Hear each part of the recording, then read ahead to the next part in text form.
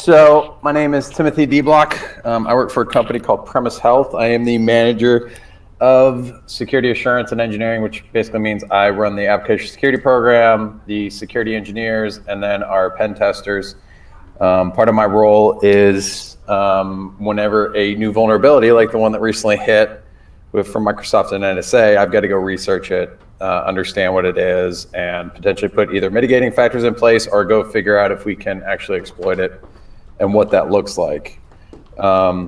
Premise Health itself is a wellness company. We consider ourselves a direct to healthcare. So what that means is we pretty much have clients that we build out clinics within their facility. A lot of them are in the top 1,000, Fortune top 1,000. So you've probably heard of some of the names of the people that we kind of build out healthcare within their company so that they can control kind of the cost for employees. So for example, we have here at our site, we've got a clinic that I can go downstairs and pay a small copay for and not get dinged for. I recently broke my finger, and just going to the doctor for him to look at my finger and wiggle it a little bit was not several hundred, but $200 to $300, and then tell me to come back and schedule another appointment. So we're trying to be disruptors within the healthcare space.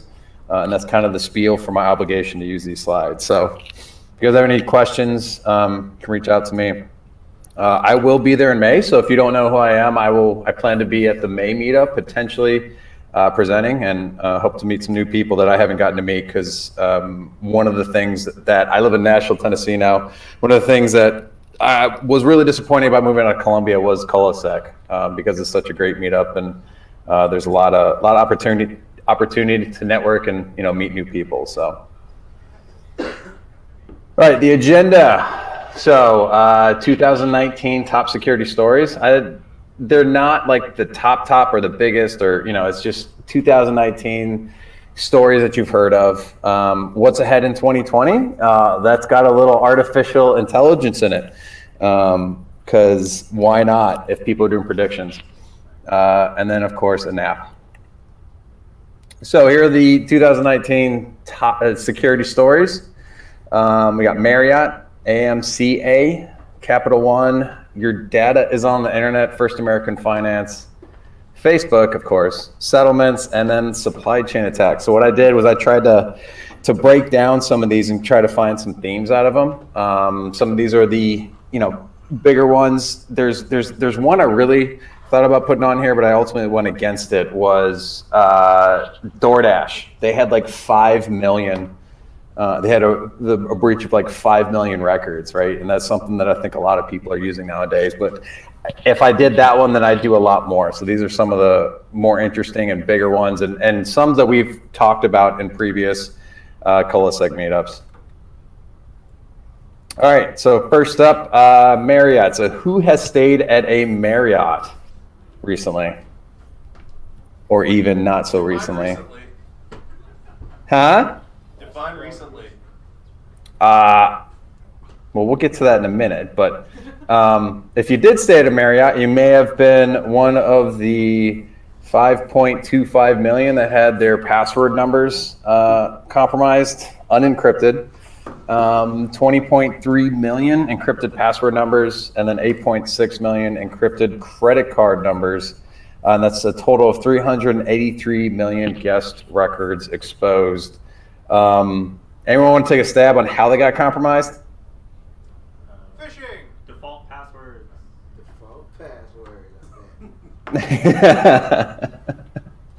It was actually an acquisition. They acquired Marriott in 2014, and they found, so it's a little bit of phishing, but they found a rat, and Mimikatz was used on there to sniff username and passwords. And so that acquisition happened in 2014. So it's been several years since they were compromised, which is why so much of that information got compromised. So moving on to the American Medical Collection Agency. Does anyone know who these people are? Does this sound familiar at all? I think I owe them money. Yep. If you have been to any kind of lab, you had your information compromised. And this happened between August 1st, 2018 to March 30th, 2019 was the compromise. Credit card numbers, bank account details, medical data, hold on. And then other PII. And it was, so the breach was from August 1st of 2018 to March 30th, 2019, and it was noticed on May 31st of 2019. And so if you've ever had Quest or LabCorp stuff done, then you may have been in that compromise during that time frame. And then I think in July, so that was reported in June, and then in July they had like 7 or 8 more people that they used. So what did the company do? File bankruptcy? Yep, they declared bankruptcy as a result. And a lot of that, largely that was because the 4 largest. Shit. What? I missed something. Had a presenter fall over before. Good job. Say that. Huh? I don't think we've ever had a presenter fall over before. Good job. Yeah. And I'm sitting in a chair too, which makes it even funnier. Do you need to go get some cheap medical visit that you told us about? Yeah. That's how I broke my finger.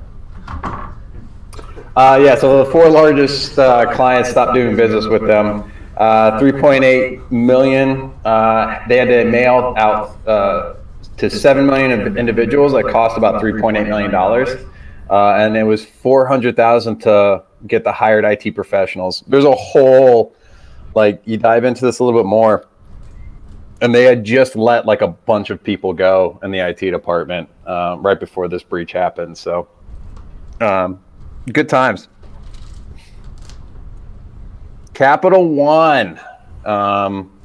This was a pretty big one. 100 million US individuals, 6 million Canadian individuals. Credit card applications from 2005 to early 2019. So if you applied for a credit card with Capital One between that time, you may have had your PII, credit card info, transaction, and customer status. Customer status would be things like credit scores. Ended up being 140,000 social security numbers, 80,000 bank accounts, and then 1 million social insurance numbers of Canada. And that breach cost Capital One between 100 and 150 million. Does anybody remember what caused this breach?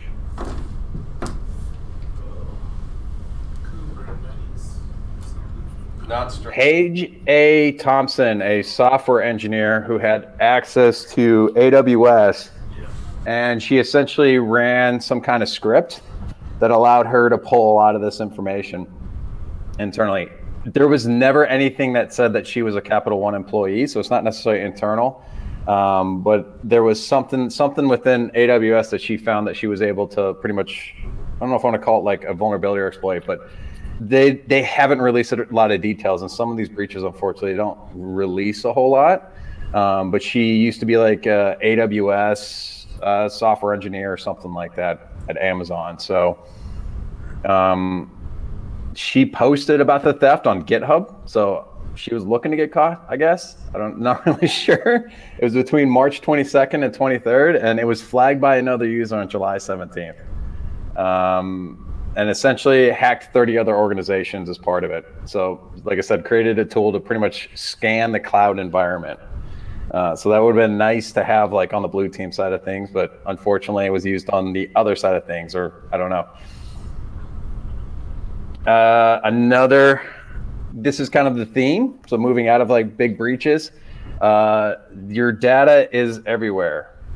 So some of the bigger breaches got announced, and they were more or less like a couple little nuances. So there's like 16 websites that were collected. So a lot of people are capturing websites that have already been breached and like putting them in piles and trying to sell them, on the, for lack of a better term, air quotes, dark web. The 16 websites. So I'll just go ahead and call them out. And I'm laughing now because I just downloaded one of the apps.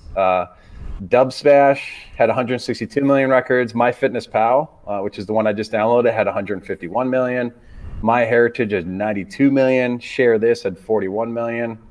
Hot Look, with an HAUTE, 28 million, Animito, 25 million, IM, 22 million, 8Fit, 20 million, White Pages, 18 million, Photolog, 16 million, 500 Pixels, 15 million, Armor Games, 11 million, Bookmate, 8 million, Coffee Meets Bagel, 6 million, RT 1 million, and Data Camp at 700,000. So someone grabbed all those different breaches and put them together into like one big pile and then tried to sell it essentially.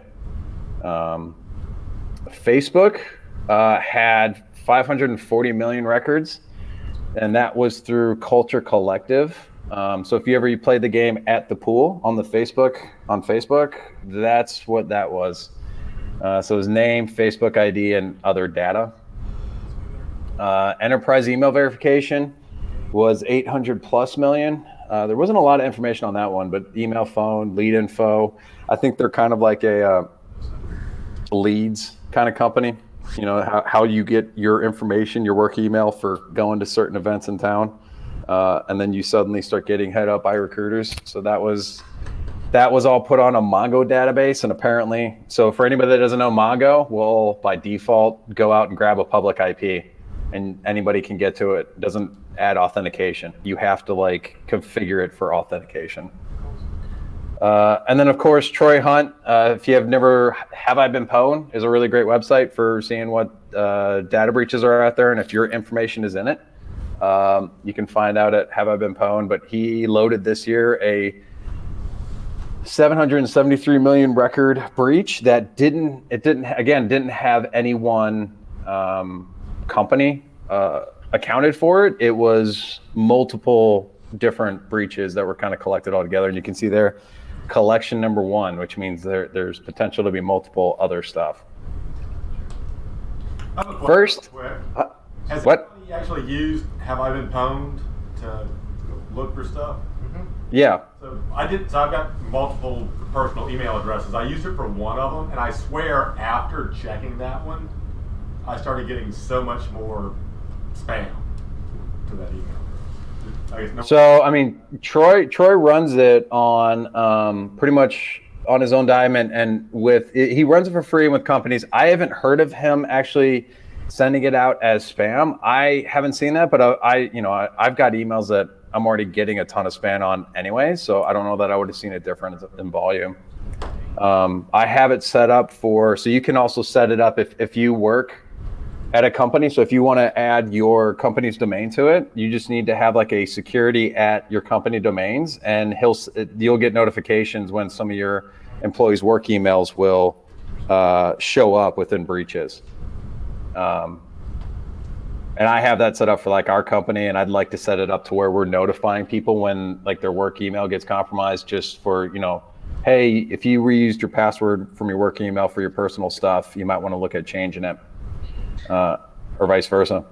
Yeah, I was going to say, I wanted to make that distinction that just because your work email shows up on one of these lists doesn't necessarily mean your work email is compromised. Right.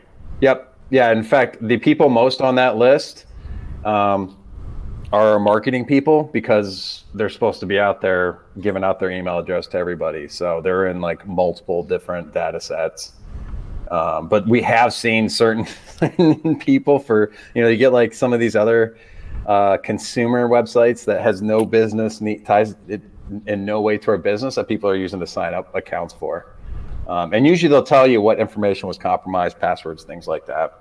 But to your point, I haven't heard of, putting in email addresses and getting more spam via Troy Hunt's website. I'd like to think that he's trustworthy enough that he doesn't do that. And he's got enough support from like the community, and then he ties into other companies that they pretty much support his infrastructure at this point. Because I think he's running it on like Azure or AWS or something. All right, thank you. So First American Financial Corporation. This was a pretty big one. And if you have bought a home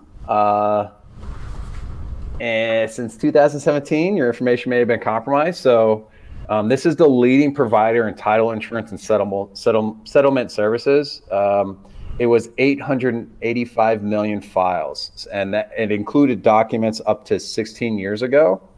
The first available date for all the records was March 2017, and it included email addresses, names, phones of closing agents and buyers. So that's where you probably, I don't know if you guys have heard more recently, people have started getting hit up from their like agents for buying or selling a home saying, hey, transfer the money here.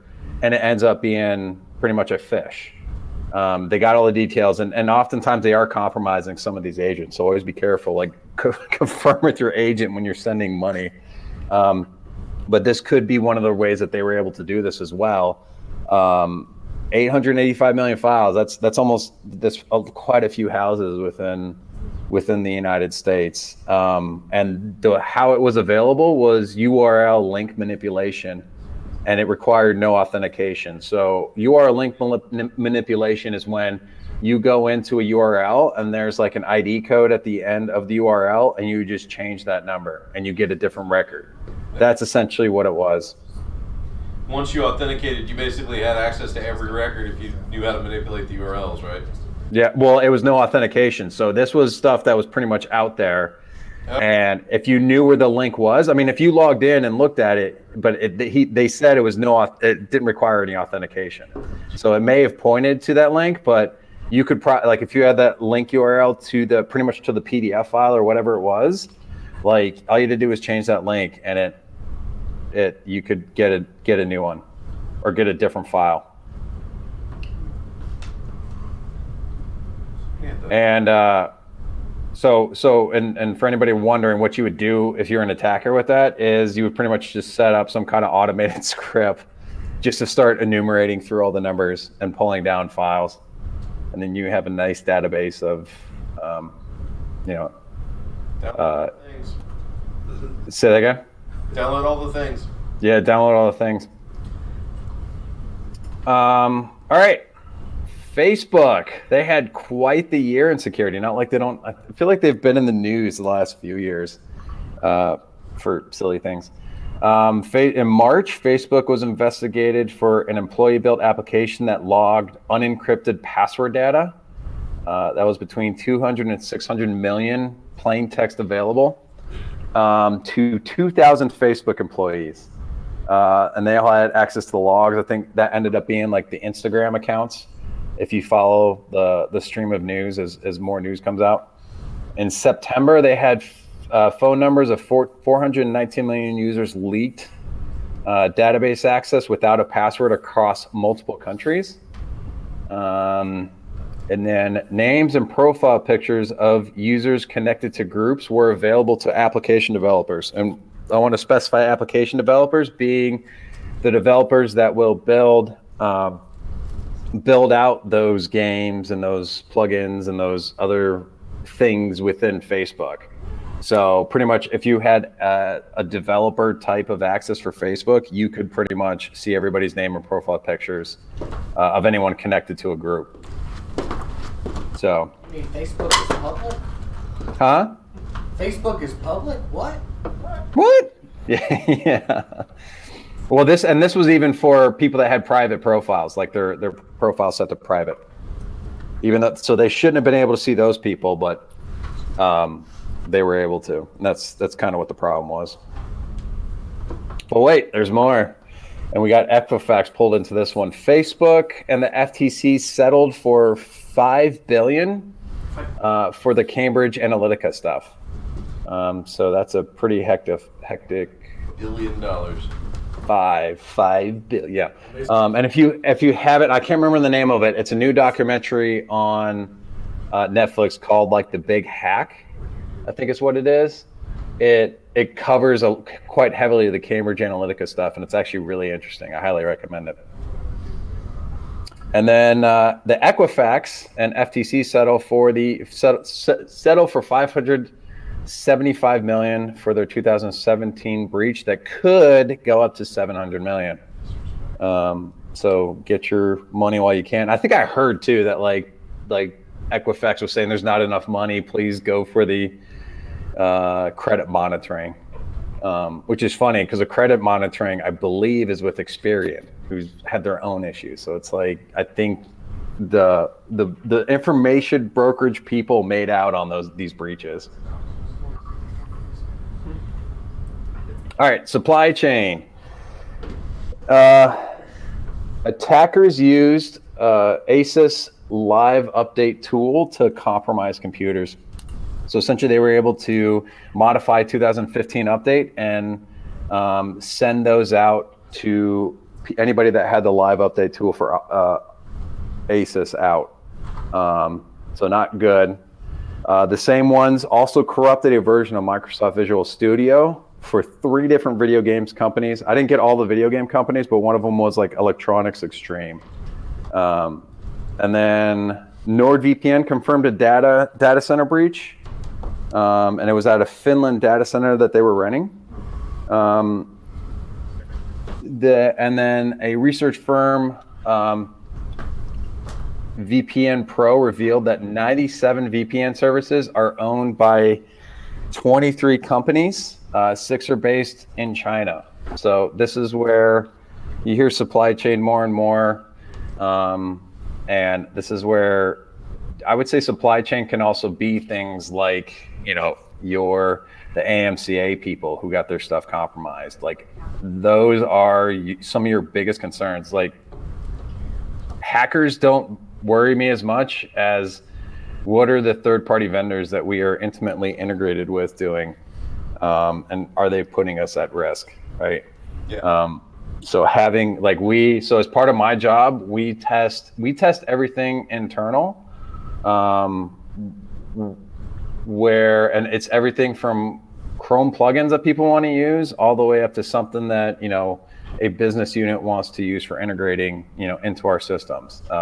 We test all that stuff. The plugin, and you think plugins may be a little bit extreme, but I have a guy who found he was able to decrypt some of their code and get keys from the code. And the thing was asking for way too much on the permissions. And we recommended that if they're going to use the plugin, that they use it on a separate browser. And don't let any of your other whatever else you're browsing on that same tab, pretty much, or even in the browser. Just go use a different browser for stuff. We've also had guys that will take environments down because of how poor some of this stuff is built. So we are high trust certified, which is a level above the HIPAA compliance for a healthcare company. It's one of the top rated certifications you can get as an healthcare organization. Any questions? Nice. We have a comment in the chat just saying that basically no one ever checks permissions. Yeah. And that's one of the things we do. I mean, we don't go full reverse engineering, but some of the basic checks will be, what is it asking to do? And you can even just start there with stuff. We've seen some pretty nasty stuff. Usually we try to put mitigating controls around it. Within our setup, we have a third-party risk that does more of the governance kind of look at it, and then we do more of a technical review. But we do that again so that we can make sure we're not putting our company at risk.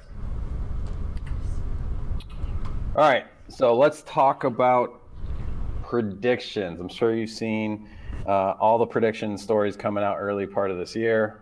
Instead of trying to grab some of those, Kelly Shortridge of Capsule 8 forced a bot to read 1,000 cybersecurity predictions for 2020, and then asked it to write its own predictions. I'm going to give Corey the slides. You can go through the link. It's at cyberscoop.com, and if you want to do 2020 cyber predictions, it's actually quite the read. First up, growth of zero trust AI attacks.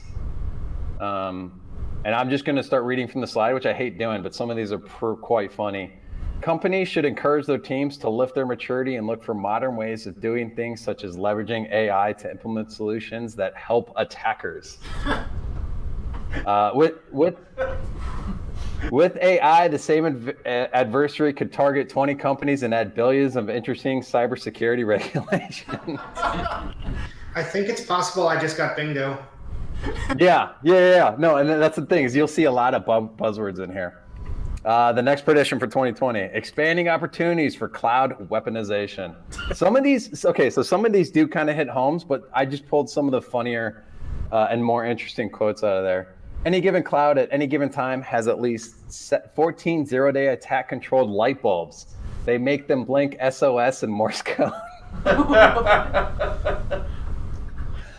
When ubiquitous, the Google Cloud will create a virtual, insurmountable layer of compliance. API keys will be floating around our neighborhoods, office buildings, and other public spaces. Hey, Tim. Yeah. You've moved too far away from the mic now for the stream. Well, I'm using my headset, so hold on. Okay. He'll move the microphone inside his head any moment now. Yeah, exactly. Hold on, let me just check. Preferences. Yeah, change the screen. It helps audio. Well, that's the problem. Sound. All right. Is that any better?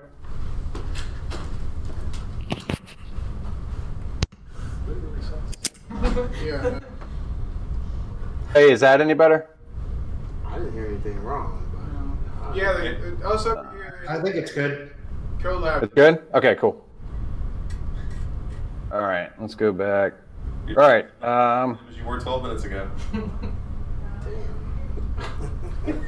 Maybe it was just Jeff. Okay, let's see. Criminal organizations will adopt cloud-first approach. Too many organizations, including APT33, APT34, and Temp.Zagros, will shift strategies to adopting integrated intelligence into the DevOps process. For example, the abuse of packages and libraries that use cloud service literature. This model cashes in on wide attack surface for misconfigurations, observing anomalous behavior within cloud applications, and that old medium known as smoke and mirrors. Impending constellation multiplication. That's a new way of IoT. State-sponsored botnets of compromise will increase.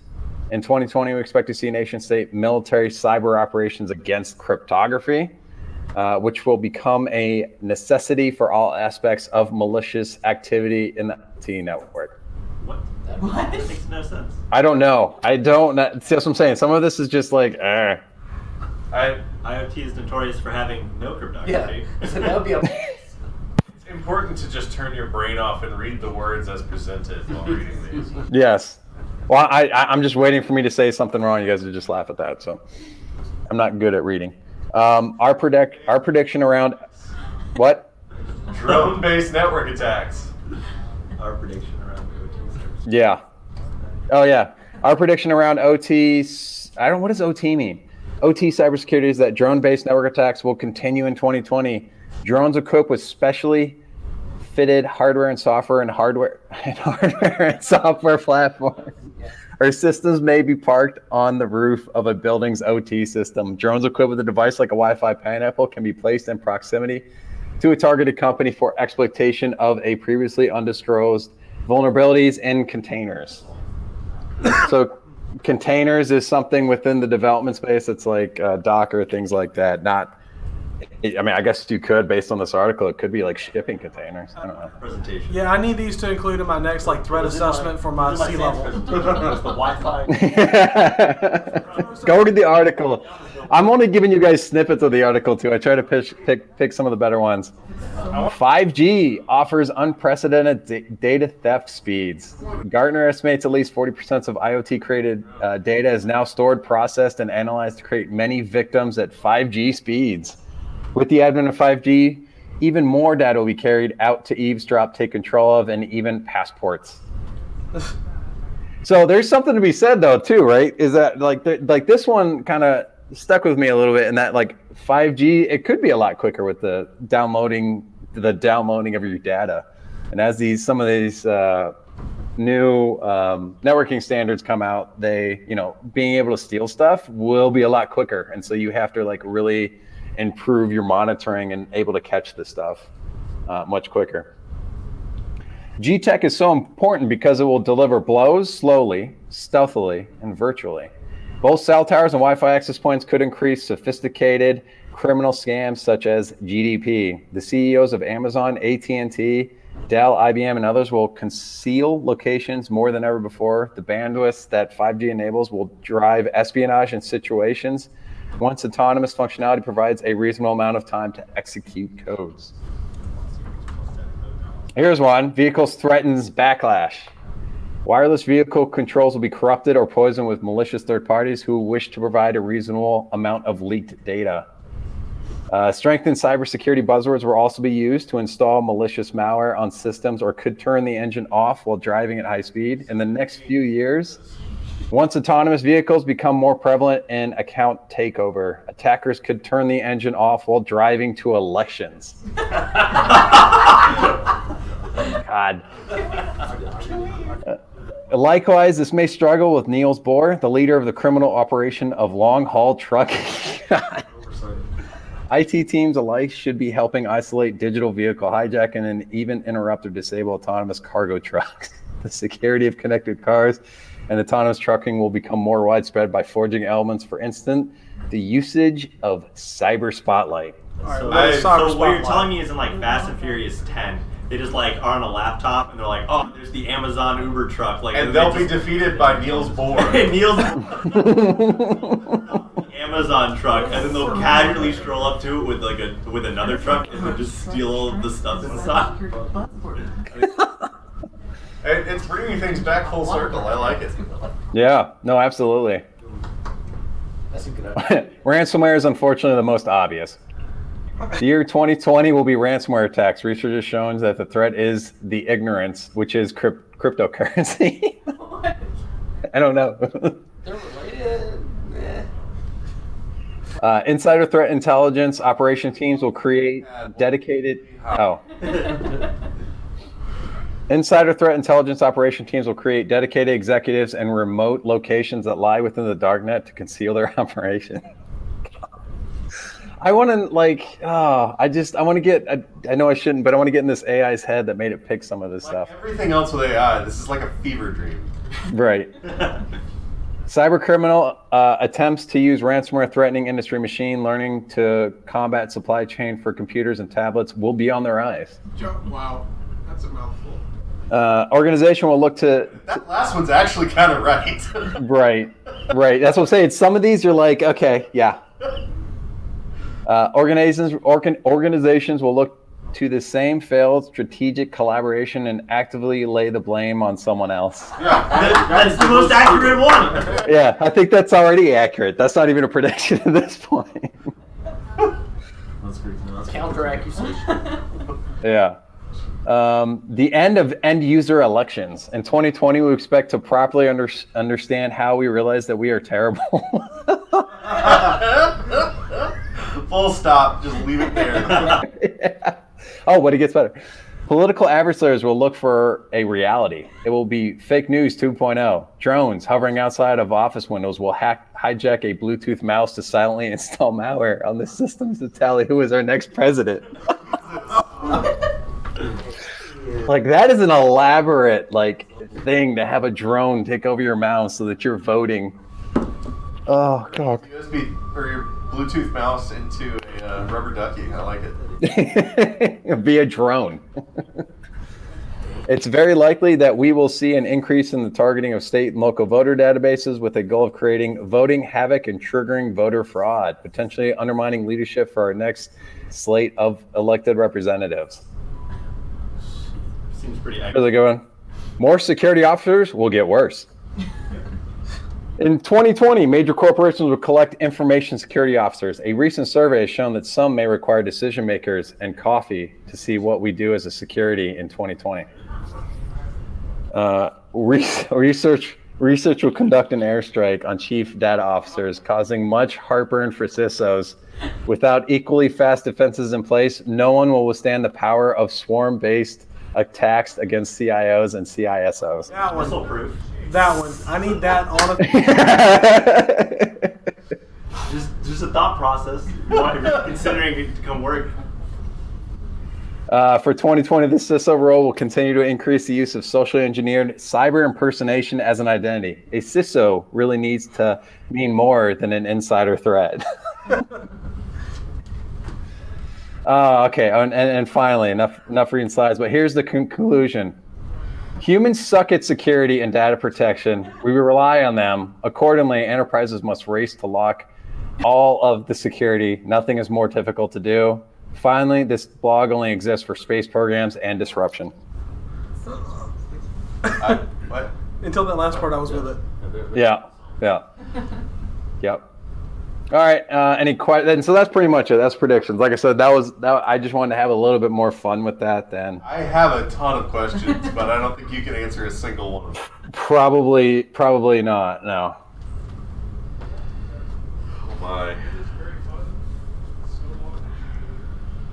Yeah, I don't even know. Maybe it's just this is baby Skynet kind of figuring itself out right now. maybe we should pay attention because if they're starting, Maybe Skynet is stoned. Maybe. Well, and this is why AI and all that stuff that they want to put into machines. It's like, do they really know what they're doing? I mean, based on this article, I don't know if they know what they're doing. There's your machine-based learning right there. There it was. Well, to be fair, they the AI learned from other security professionals making predictions. So Yeah. and they're gonna learn from the developers that are doing the writing. I don't know. AI 2020. That's what my prediction is. So how do you get money out of these predictions? That's what I want to know. Yeah, money out of those predictions, I don't think you can. Yeah. Please, that's fear mongering at its best. I need some of those for reports, though. Seriously. I I will give you again. The link will be in the slides. So. All right. Yes. And Corey, I text you. I need to update my slides. How did I get hacked or something? It's something like that, but it throws up some AI on an explanation of why you got Oh, hacked. okay. Yeah. And it just throws it together, and it's stupid stuff that probably happened. Yeah. All right. Cool. All right. Well, thanks everyone for listening in. Thank you. Thank you.